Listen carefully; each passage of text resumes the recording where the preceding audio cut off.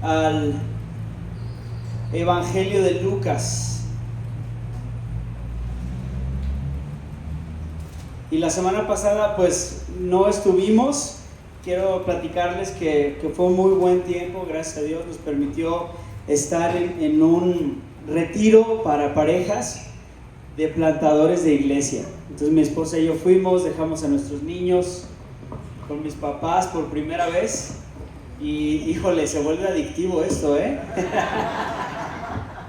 Pero gracias a Dios fue un muy buen tiempo. Y tuvieron la oportunidad de escuchar a mi papá predicar. Y por ahí me dijo que ya estamos listos para salir, ¿verdad? Y predicar el Evangelio. Ya salieron los que van a orar, los que van a salir a predicar, los que van a discipular y los que van a dar ofrendas. Pues esperemos que el Señor nos vaya guiando en eso.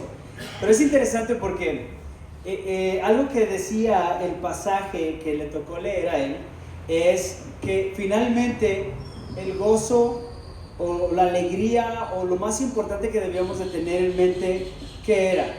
¿Lo que hacemos o lo que somos? Y de alguna manera el día de hoy vamos a continuar con ese mismo tema, porque decía el Señor Jesús, alégrense, no de que pueden hacer todas estas cosas, que los demonios tiemblan ante ustedes, que pueden sanar las cosas que hacen, sino que sus nombres están escritos en el libro de la vida.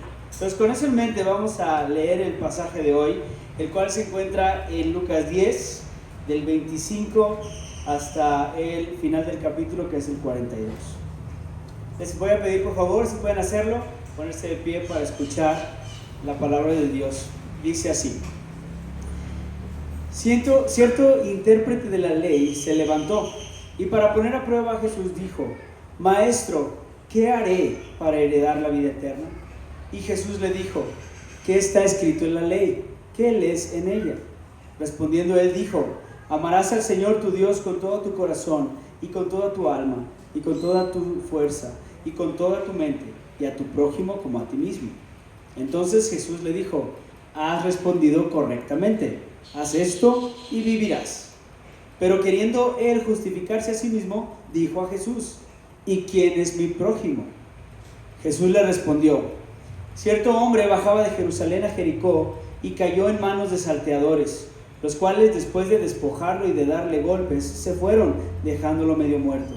Por casualidad, cierto sacerdote bajaba por aquel camino, y cuando lo vio pasó por el otro lado del camino. Del mismo modo, también un levita, cuando llegó al lugar y lo vio, pasó por el otro lado del camino. Pero cierto samaritano, que iba de viaje, llegó a donde él estaba, y cuando lo vio tuvo compasión. Acercándose, le vendó sus heridas, y derramando aceite y vino sobre ellas, y poniendo sobre su propia cabalgadura, lo llevó a un mesón y lo cuidó. Al día siguiente, sacando 2 denarios, se los dio al mesonero y dijo: cuídelo, y todo lo demás que gaste, cuando yo regrese, se lo pagaré. ¿Cuál de estos 3 piensas tú que demostró ser el prójimo del que cayó en manos de los salteadores? El intérprete de la ley respondió: el que tuvo misericordia de él. Ve y haz tú lo mismo, dijo Jesús. Mientras iban ellos de camino, Jesús entró en cierta aldea y una mujer llamada Marta lo recibió en su casa. Ella tenía una hermana que se llamaba María, que sentada a los pies del Señor escuchaba su palabra. Pero Marta se preocupaba con todos los preparativos y acercándose a él le dijo: Señor, ¿no te importa que mi hermana me deje servir sola? Dile pues que me ayude. El Señor le respondió: Marta, Marta, tú estás preocupada y molesta por tantas cosas, pero una sola cosa es necesaria, y María ha escogido la parte buena, la cual no le será quitada. Esta es la palabra del Señor. Pueden tomar sus lugares y vamos a orar. Padre Celestial, gracias Señor por tu palabra, gracias porque nos la das para poder escucharla y poder ponerla por obra, pero ayúdanos Señor, porque necesitamos saber qué es lo que debemos hacer, qué es lo que debemos atender el día de hoy. Por lo tanto, necesitamos que tu Espíritu Santo nos muestre qué es lo que debemos escuchar y que estas palabras sean palabras de vida eterna. Lo pedimos en el nombre de Jesús. Amén. Pues en los últimos años se ha hablado mucho de un fenómeno que afecta a millones de personas en el mundo laboral, específicamente en el mundo laboral, y es el síndrome, y es una palabra en inglés, que es burnout, o este agotamiento extremo por el trabajo, el sentirte totalmente quemado por el trabajo. Ahora, en México, normalmente presentamos estadísticas de los Estados Unidos, pero en esta ocasión tenemos estadísticas de México. En México, los reportes recientes indican que este problema se ha convertido en uno de los principales riesgos psicosociales para la fuerza laboral. Es decir, en México ya estamos experimentando esto del burnout, de quemarse al trabajar. Estos estudios señalan que 7 de cada 10 personas dicen experimentar burnout ocasionalmente, y cerca del 46% de los trabajadores lo padecerán al menos una vez durante el año. Las investigaciones también muestran que quienes viven este agotamiento frecuente presentan mayores dificultades para cumplir sus objetivos, más síntomas de depresión y una mayor intención de renunciar a su trabajo. Qué interesante, ¿no? De tanto trabajo hay falta de eficacia y cada vez más el querer renunciar. Y los especialistas explican que este problema suele ocurrir cuando aparecen la combinación de estos factores. Primero, altas responsabilidades, cada vez más responsabilidades. Luego, una presión constante por tener resultados, por ser eficiente, por hacer más, y poco margen de decisión, es decir, que tienes que hacer mucho pero no puedes decidir, estás a expensas de alguien superior a ti, pero también poco margen de descanso. Ahora, hoy recordé que hoy es el Día Internacional de la Mujer. ¿Quieren saber ustedes quiénes son las personas que más sufren burnout en México? Las mujeres. Después siguen los jóvenes, la generación Z que le llaman, y después los que están en un nivel medio de jerarquía. Pero las mujeres, interesante, ¿no? Que sean las que están pasando por este desgaste. Pero este fenómeno del desgaste no solo ocurre en el mundo laboral, también puede aparecer en la vida espiritual, también se puede dar en la iglesia, también se puede dar en el cristiano. Personas que a veces servimos mucho, que hacemos muchas cosas, que estamos esforzándonos por cumplir con las expectativas de Dios, o que creemos que son de Dios, pero poco a poco comenzamos a experimentar ansiedad, frustración, cansancio interior. Pero en el pasaje que veremos hoy, Jesús se encuentra con personas que tienen esto en mente: el debo hacer, debo estar en este constante hacer. Pero ¿qué vemos? Un hombre que quiere hacer lo suficiente para heredar la vida eterna, y una mujer que está haciendo tanto que termina llena de ansiedad. Y en medio de estas historias, Jesús revela algo profundamente liberador: que la vida con Dios no comienza ni se basa en hacer más, sino en, escuchen, ¿qué vemos aquí? Vemos a un hombre que viene con Jesús.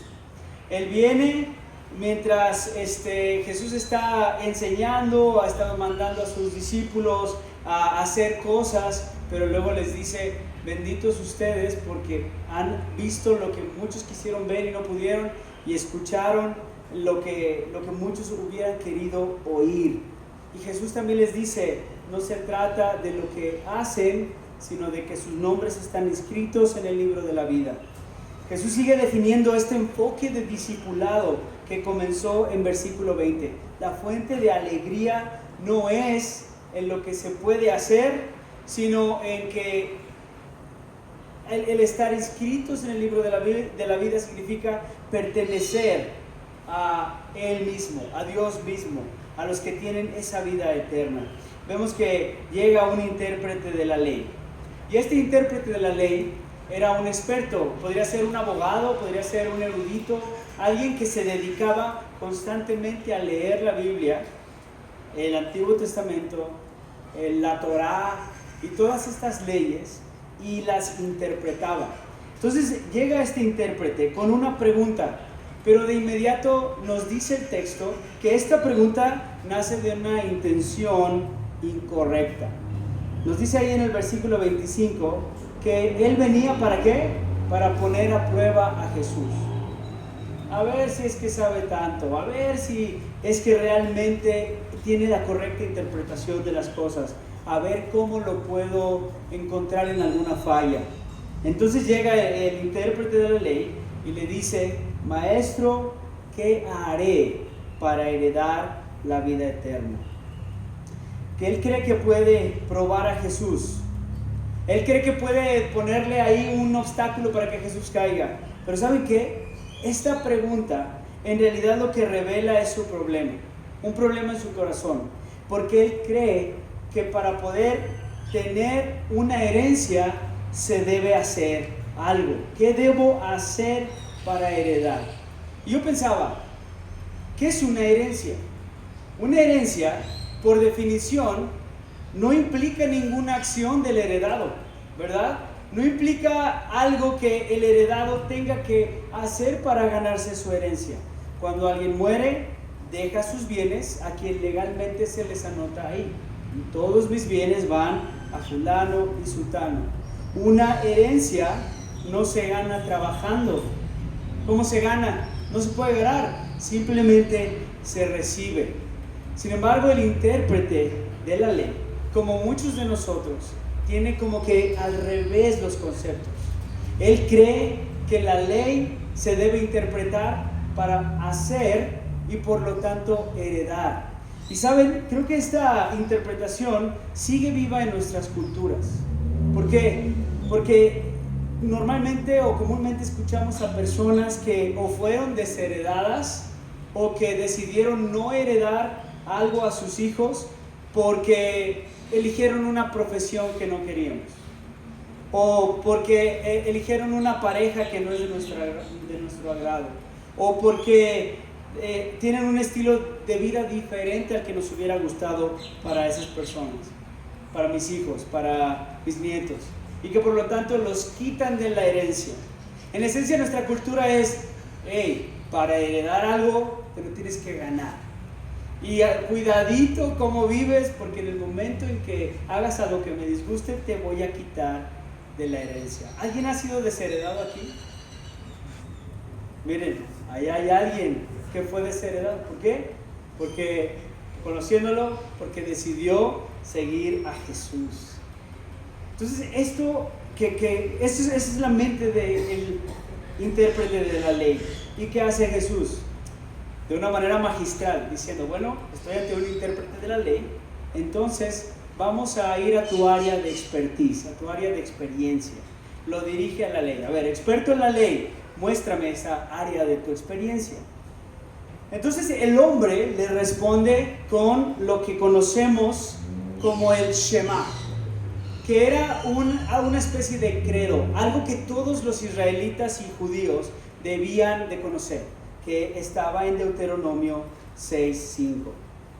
Si van conmigo ahí a Deuteronomio 6:5, vamos a encontrar ese momento en el que Dios les está dando por segunda vez la ley a todos los israelitas, a su pueblo que escogió, al pueblo que liberó de la tierra de Egipto, y les dice lo siguiente. Voy a leer desde el 1 hasta el 5. Dice: estos pues son los mandamientos, los estatutos y los decretos que el Señor su Dios me ha mandado que les enseñe, para que los cumplan en la tierra que van a poseer, para que temas al Señor tu Dios, guardando todos sus estatutos y sus mandamientos que yo te ordeno, tú y tus hijos y tus nietos, todos los días de tu vida, para que tus días sean prolongados. Escucha pues, oh Israel, y cuida de hacerlo, para que te vaya bien y te multipliques en gran manera, en una tierra que mana leche y miel, tal como el Señor, el Dios de tus padres, te ha prometido. Escucha, oh Israel, El Señor es nuestro Dios, el Señor uno es. Amarás al Señor tu Dios con todo tu corazón, con toda tu alma y con toda tu fuerza. Y el 6, estas palabras que yo te mando hoy estarán sobre tu corazón. Ese es el Shema. Era como una especie de credo que todos debían saber, todos deberían ser capaces de repetir.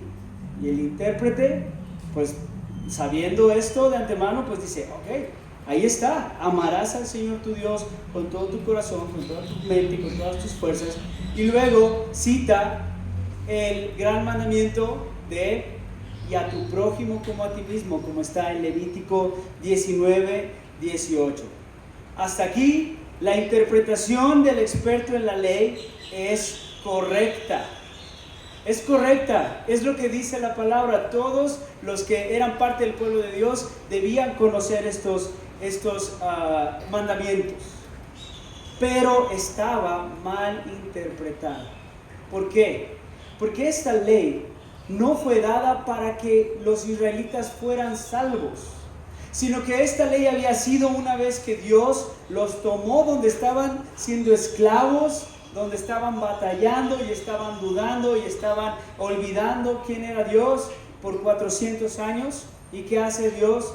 Los saca de ahí, de Egipto, de casa de servidumbre, y los lleva a vagar por el desierto con la promesa de que van a llegar a la tierra prometida. Entonces les dice, ahora sí, son mi pueblo, el Señor tu Dios, Él es uno, lo vas a amar. Y luego en el Levítico 19:18 dice, y amarás a tu prójimo como a ti mismo. Pero ¿cómo viene este mandamiento? Viene envuelto en la gracia de Dios. Viene envuelto en, como tú no te podías salvar, yo te salvé. Y como eres mío y tu herencia es mía, entonces me vas a amar. ¿Se entiende? Esa no fue una ley para que al producirla, al cumplirla, pudieran heredar algo, sino porque ya son algo, pueblo de Dios, ellos deberían comportarse de acuerdo a lo que Dios ya había declarado de ellos. Ustedes son mi pueblo, distinto a las otras naciones. Sean santos como yo soy santo. En esencia, sean lo que ya son. Ya los saqué, ya son míos. Sigan mis mandamientos. Pero el texto revela el verdadero problema. Porque cuando Jesús le dice, has dado al clavo, haz esto y vivirás, ¿qué hace el intérprete de la ley? Pues nos dice ahí Lucas claramente, queriendo justificarse a sí mismo. Como que él se dio cuenta, me acabo de enredar en mis propias palabras, porque no puedo amar a Dios con todo mi corazón, no puedo amar a Dios con toda mi mente, con todas mis fuerzas, y menos a mi prójimo. Entonces, queriendo justificarse, hace lo que muchos en aquel entonces y el día de hoy siguen haciendo: intenta redefinir la ley. A ver, vamos interpretando, ¿quién es mi prójimo? Estoy dispuesto a hacerlo, pero vamos a ver quién es mi prójimo. En aquel entonces los intérpretes de la ley decían que uno podía amar a su prójimo y odiar a su enemigo.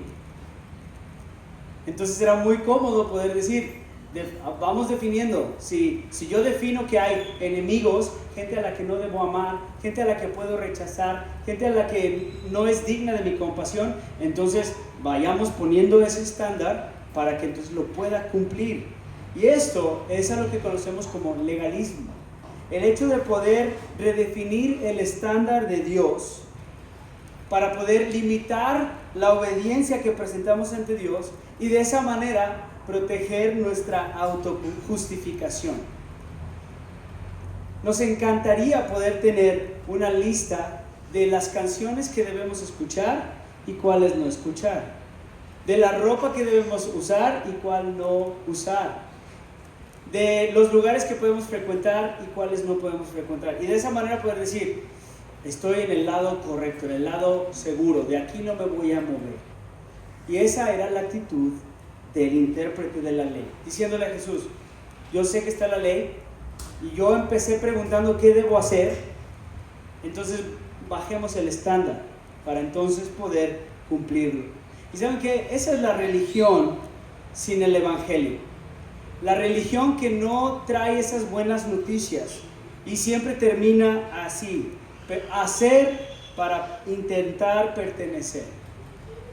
Y eso es algo que en nuestra cultura, nuestras tradiciones están muy presentes, ¿no? Para pertenecer necesitamos hacer, necesitamos ponernos unas marcas, necesitamos pasar 40 días haciendo esto y dejando de hacer el otro. Y con que solo haga eso, con que lo logre, entonces estoy bien, sigo perteneciendo, sigo haciendo lo que Dios quiere. Nuestra cultura latina, donde el cristianismo ha estado históricamente presente en formas más institucionales, es muy común que estas prácticas religiosas se conviertan como en esos marcadores de pertenencia, pero no en el motor que alinea nuestra vida con Dios, ni una relación verdadera con Él. ¿Te has sentido así? Como que, oye, siento que estoy cumpliendo con todas estas cosas, pero realmente no me siento más cerca de Dios.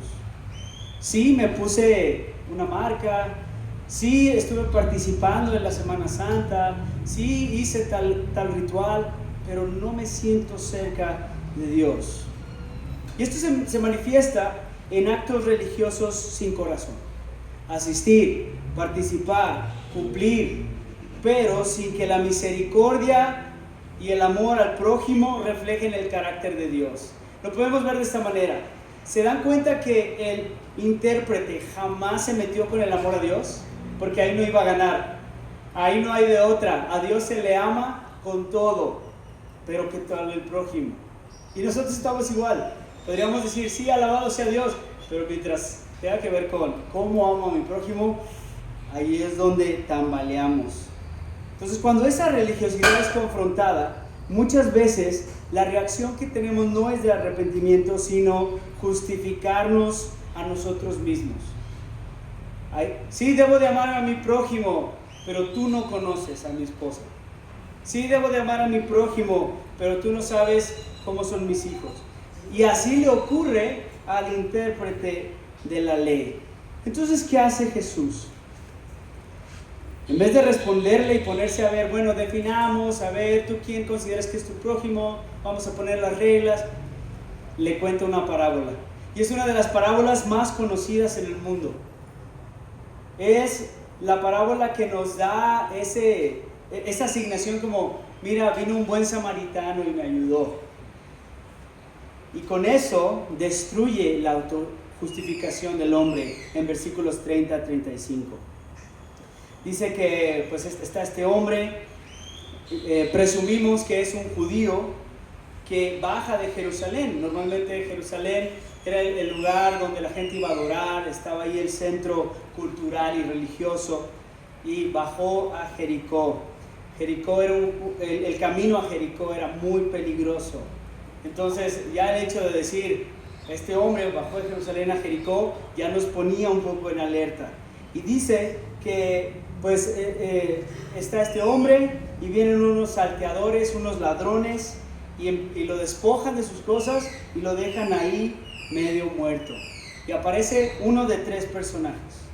Primero, el sacerdote. Los sacerdotes iban, adoraban a Dios, participaban en los rituales y luego se regresaban a sus casas. Y muchos vivían camino hacia Jericó o en Jericó. Entonces dice que conocemos la historia quizás. El sacerdote va bajando, lo ve, pero ¿qué hizo? Se pasó de largo. O sea, porque estaba en el camino, se fue al otro camino, al otro lado del camino más bien, y pasó de largo. El sacerdote. ¿Qué representaba el sacerdote? Pues el sistema religioso.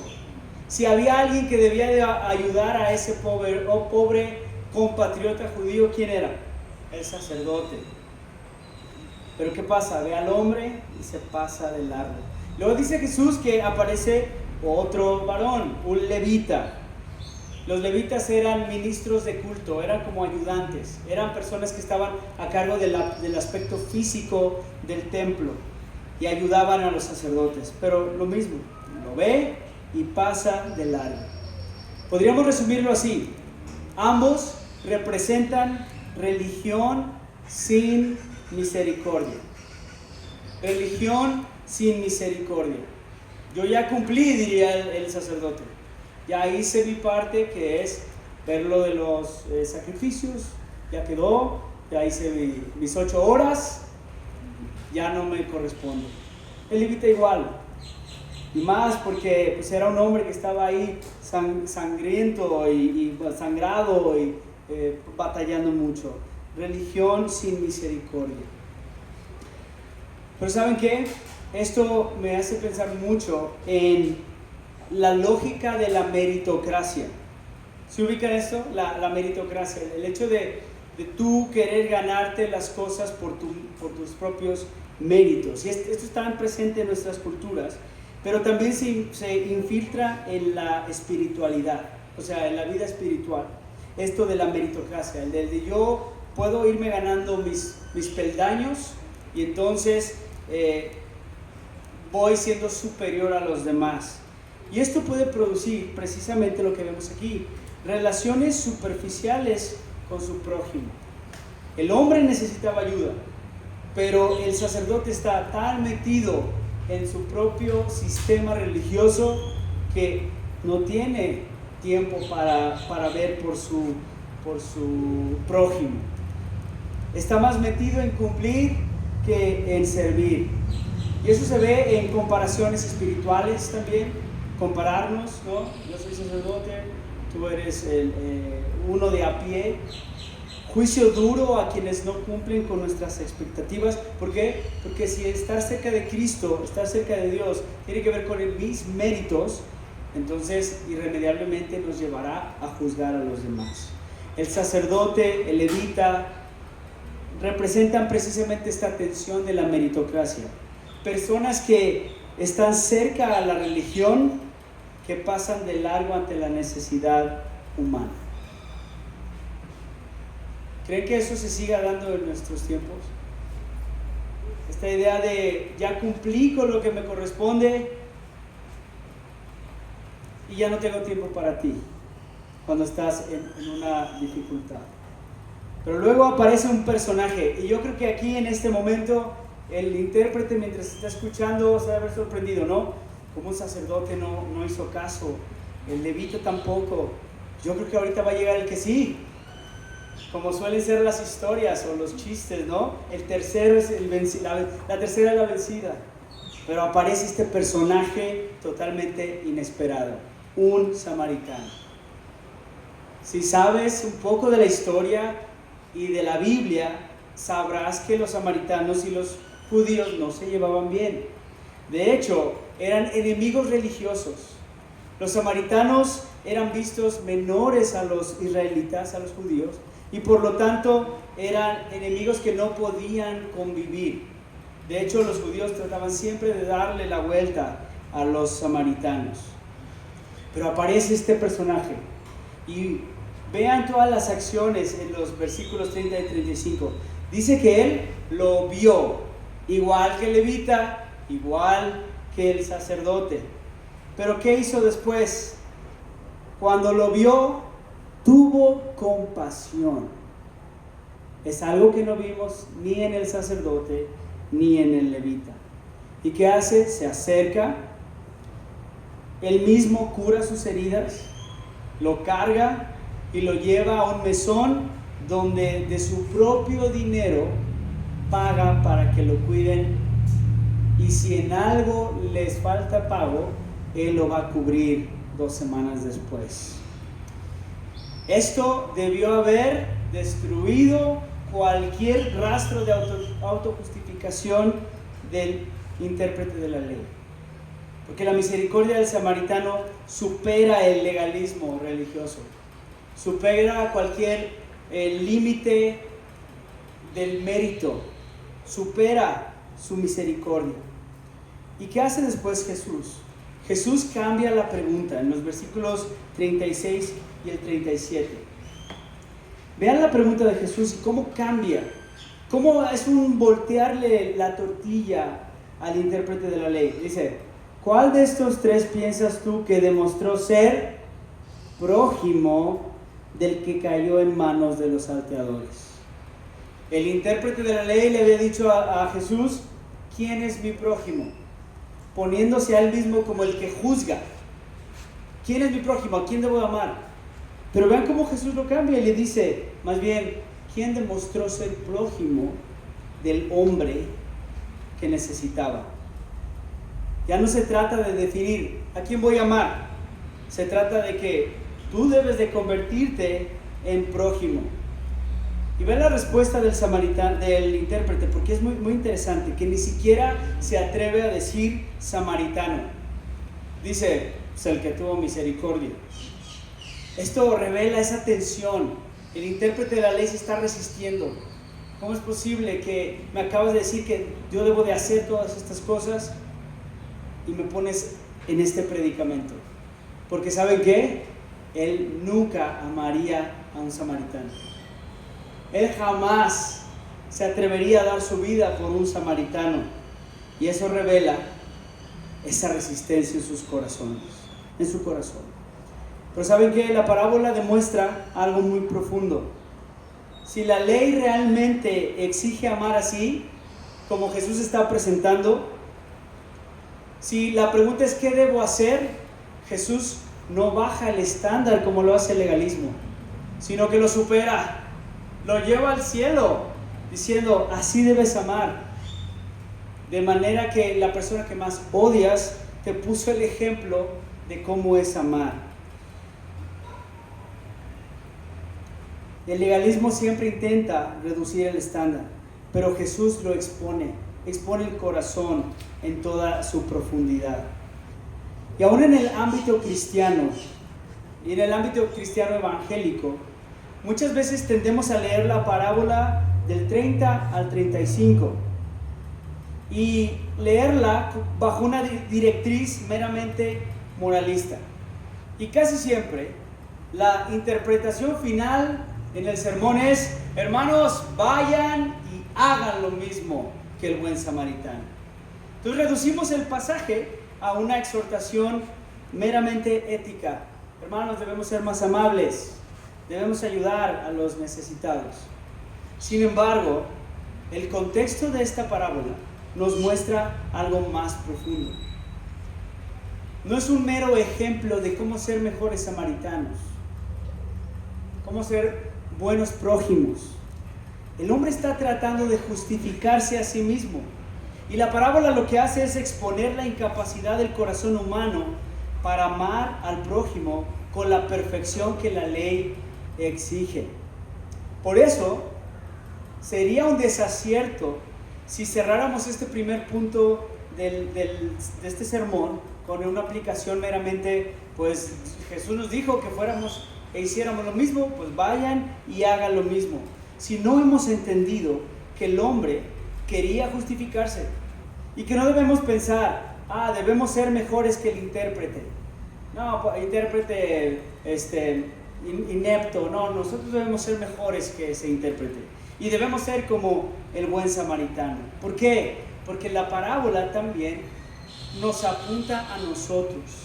Si yo les dijera, vayan y amen a sus prójimos, ¿no haríamos exactamente lo mismo? Bueno, voy a amar a mis prójimos que son buenos vecinos. Pero al vecino de la 135 ni me pidas, porque ese la otra vez me robó el agua. Voy a amar a mis amigos, voy a amar a los que están conmigo y que me apoyan, pero no esperes que ame a aquellos haitianos que acaban de llegar y que son un desastre. O los gitanos que viven allá por la colonia Mariano Otero. O los sinaloenses que están aquí. O los veracruzanos. ¿Ven? Estamos llegando a un terreno peligroso. Porque nos demuestra que tenemos muchos prejuicios. Y la idea de Jesús es precisamente llegar a nuestro corazón y decir, ¿sabes qué? Hijo, no es por ahí. No se trata de hacer más, sino se trata de que reconozcas a quién perteneces. Y Lucas entonces lo que hace magistralmente, después de decirnos no puedes hacer, nos conecta con otra persona que estaba haciendo y en una especie de burnout, quemándose, nuestra querida Marta. Vemos que cambia el tema, pero está conectado, literal. Dice, mientras iban ellos de camino, Jesús entró en cierta aldea. Jesús haciendo lo mismo que sus discípulos. Ir en el camino, no va de casa en casa, llega a la casa de Marta. Ella es la que tiene la primera, o sea, ella es la que lo recibe, lo recibe en su casa. Y luego nos dice que ella tenía una hermana que se llamaba María, que sentada a los pies del Señor escuchaba su palabra. ¿Quién era María? ¿O qué estaba haciendo María aquí? María en esencia estaba actuando como cualquier discípulo actuaría en aquellos tiempos. Cuando un discípulo quería seguir las enseñanzas de su maestro, se sentaba a sus pies a recibir, a escuchar. Y esto es algo maravilloso, porque en aquel entonces este era un privilegio principalmente de los hombres, los varones. Pero ver aquí a dos mujeres recibiendo a Jesús y una de ellas teniendo ese privilegio de escucharlo a sus pies era algo totalmente contracultura. Y ahí está María escuchando al Señor. Ahora, había unas reglas diferentes de hospitalidad en aquel entonces. Hoy podríamos decir que la manera en que recibiríamos a alguien a lo mejor sería ofreciéndole un vaso de agua, una botanita y se acabó. Pero en aquel entonces era todo un tema. Tenían que acarrear agua para sus pies, en momentos hasta lavar ellos mismos los pies, tendrían que preparar todo en el momento, no había algo para poner en el microondas y nada más servirlo. O sea, eran muchos aspectos de servicio. Pero algo que vemos aquí es que el problema principal no era el servicio, sino el problema que nos presenta aquí Lucas es que cuando Marta le hace la pregunta, Señor, ¿no te importa que mi hermana me deje servir sola? Vean la respuesta del Señor. Marta, Marta, tú estás preocupada y molesta por tantas cosas. Tú estás con ese síndrome de sentirse agotado y que estás sirviendo y que ese servicio te está produciendo ansiedad y agotamiento, y lo que te lleva es a ver a los demás y decir, ¿por qué ellos no están sirviendo como yo? ¿Por qué mi hermana te está escuchando mientras yo estoy aquí trabajando? El problema no es el servicio, el problema es que ella está afanada y turbada, dice, por muchas cosas. Y es interesante porque ella está sirviendo a Jesús y está sintiendo una desconexión de Jesús mientras servía a Jesús. Algo interesante, no es Jesús el que trae el problema a colación, sino es la misma Marta, es su queja, y su queja es hacia Jesús, y lo hacen en manera de pregunta, ¿no te importa? En Marcos 5 vemos una pregunta similar de los discípulos cuando están en el mar y se está hundiendo, hay una tormenta, y le dicen, Jesús, ¿no te importa que nos estemos hundiendo? Marta hace la misma queja, ¿no te importa? Y pareciera que ese es el problema principal muchas veces, pensar que a Dios no le importa. No le importa las largas horas que estoy aquí trabajando, donde mi jefe es inflexible y donde no me paga lo suficiente, no le importa. A Jesús no le importa que llego temprano y me pongo a trapear y luego ponemos todas las cosas aquí en la iglesia y al final tengo que guardar, no le importa. No le importa que somos los únicos que hacemos las cosas y a otros que nada más llegan y se sientan. Pero lo que quiere Marta es que Jesús le importe. Pero como normalmente sucede, el Señor Jesús ve nuestras preguntas mal planteadas y nos redirige el corazón. Entonces Jesús no le dice, no, sí me importa, lo que pasa es que... le hace ver su problema. Su problema no es el servicio, sino que ella está tan preocupada, tan afanada, tan molesta por todo lo que tiene que hacer, que no está viendo que nada más hay una cosa que es necesaria, y es lo que María ha escogido, que es la parte buena. ¿Y cuál es esa parte buena? Es precisamente no hacer, sino escuchar. Escuchar a Cristo, escuchar a Jesús, escuchar sus palabras. Y esto es lo que realmente va a llegar a nosotros si estamos en esto mismo. Uno, tratando de merecer, tratando de ganar nuestra herencia. O dos, que tratamos de servir y trabajar y hacer más que todos para que Jesús o Dios estén conmigo y que me den lo que necesito y que me ayuden en mi vida. Pero lo único que va a transformar una vida es escuchar a Jesús. Y si notan, María en este momento no habla, no interviene en absoluto, no habló. Ella está haciendo solamente una cosa, y es lo mejor: escuchar. De modo que al escuchar a Cristo, y escuchando a Cristo únicamente, es que podemos contestar a la pregunta de ese intérprete de la ley.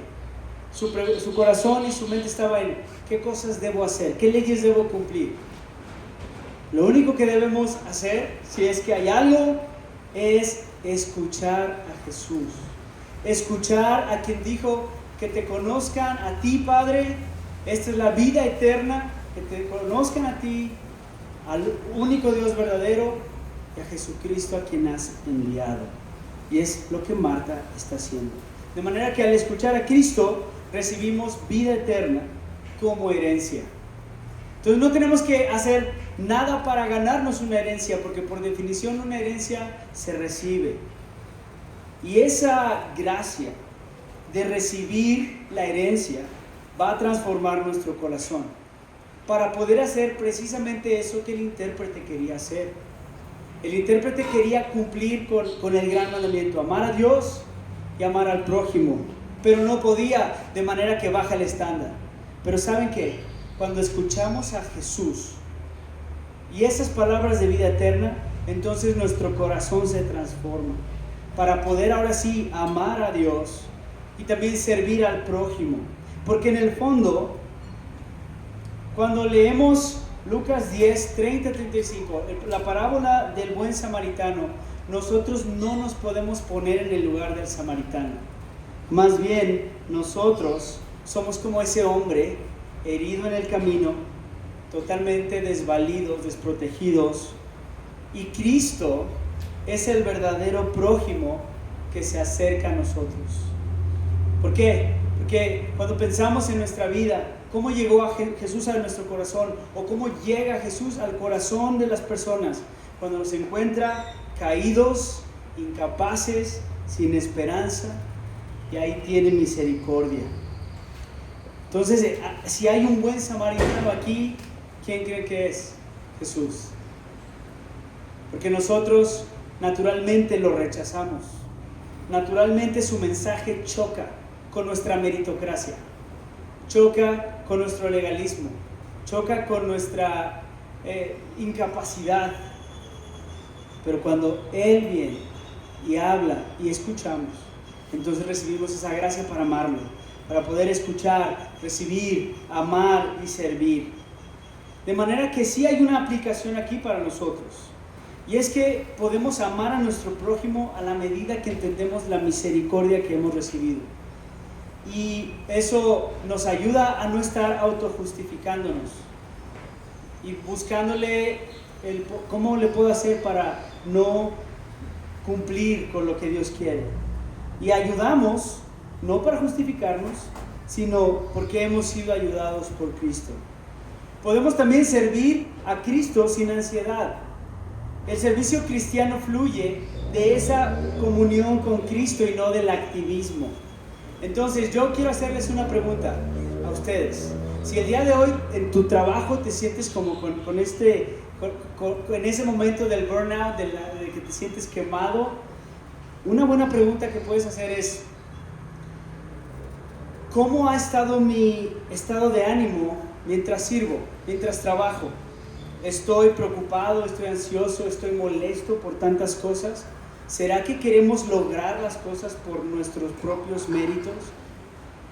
Y si sí, podemos entonces llevar eso a Cristo y decir: tú estás pidiéndome que antes de servir te escuche.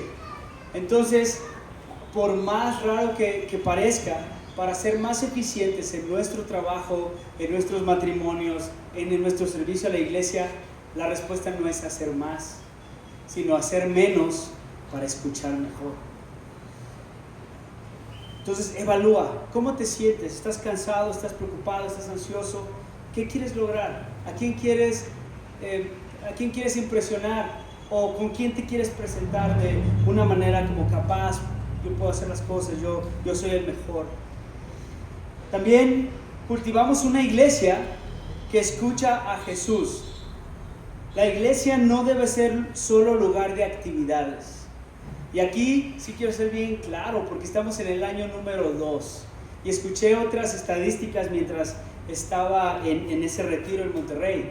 En el año 2 es cuando muchas de las iglesias empiezan a decaer. Las iglesias que van apenas arrancando. ¿Por qué? Porque ese ánimo del principio, cuando era todos hacemos todo y actividad tras actividad y evento tras evento, empieza a cansarnos.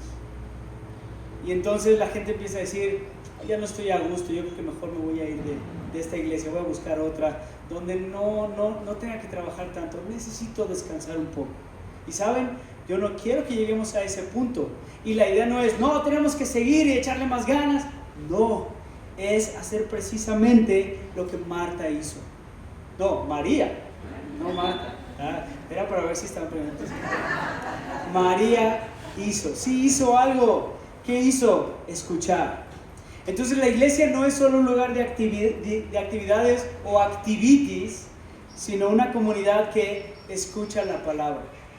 Hay muchas distracciones siempre. Y en nuestro tiempo la lectura de la Biblia se vuelve el último punto de nuestro día. Pero la verdad es que la manera que vamos a evitar este cansancio, este quemarnos, este síndrome que está en el mundo laboral, pero que también puede estar en tu vida, en tu iglesia, es conocer a Jesús. Esa escucha activa. Si vamos a hacer algo, si hoy se van a llevar algo para hacer, es que tu mayor esfuerzo sea en conocer a Jesús.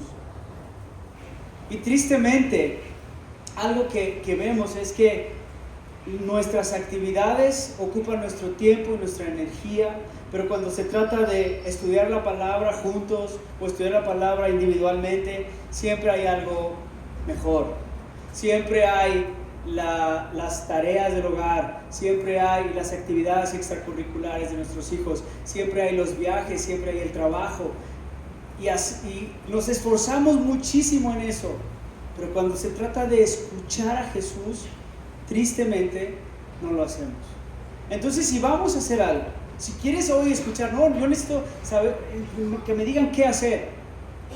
Lee tu palabra, lee la palabra, lee tu Biblia, lee la palabra de Dios, pero no lo hagas como el intérprete de la ley diciendo: ya cumplí, ya hice mi lectura, ya puse la marquita ahí. No, sino que hagamos lo que hizo María, que es escuchar a Jesús y entonces vivir de esa gracia. Así que tenemos las estadísticas que nos dicen que el 46% de la gente experimenta ese cansancio que te lleva a la depresión, que te lleva a repensar muchas cosas. Y lo bueno es que Jesús en su momento lo predijo, cuando le dijo a sus discípulos y a todo aquel que lo escuche: si alguno de ustedes está cansado o cargado, venga a mí y yo le ofreceré descanso. Aprenda de mí, que soy manso y humilde de corazón. Y a Jesús no lo vemos haciendo y haciendo y haciendo. De hecho, en muchos momentos cuando estaba sanando a gente, decía: entonces Jesús dejó de hacer eso y se fue a orar. No estaba en el activismo, y activities y estar haciendo y haciendo, se iba a conocer a su Padre, a estar en comunión con su Padre.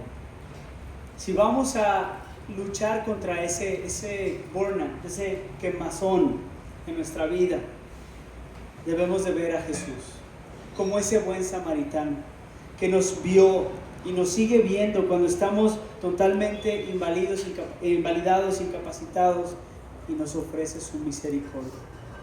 Así que, hermanos, que esto nos ayude y que nos lleve a decir: quiero servirte, quiero amarte, quiero servir al prójimo por lo que ya he recibido del Señor Jesús. Entonces, escuchen.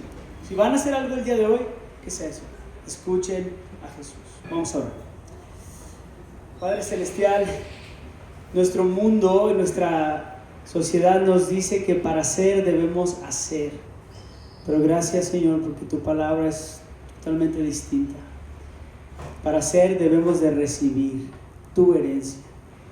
Gracias porque eso viene de escuchar esas palabras hermosas. Esta es la vida eterna, que te conozcan a ti, el único Dios verdadero, y a Jesucristo a quien has enviado.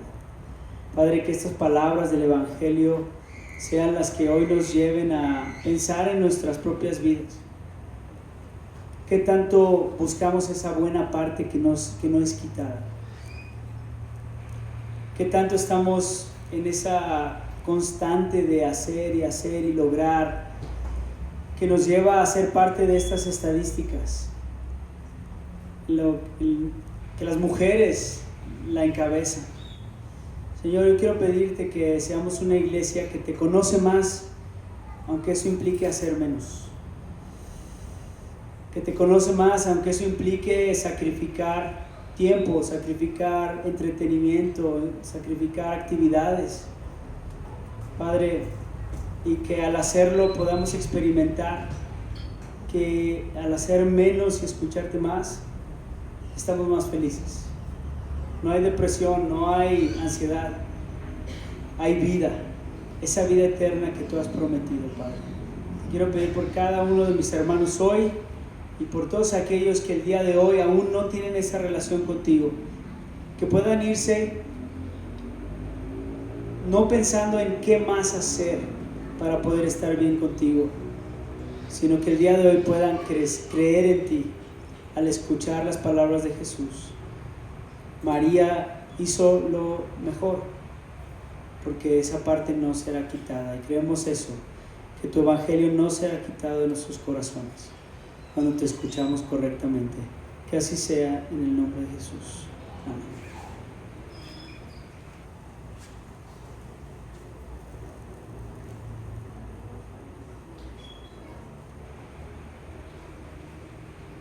Cada semana venimos a esta mesa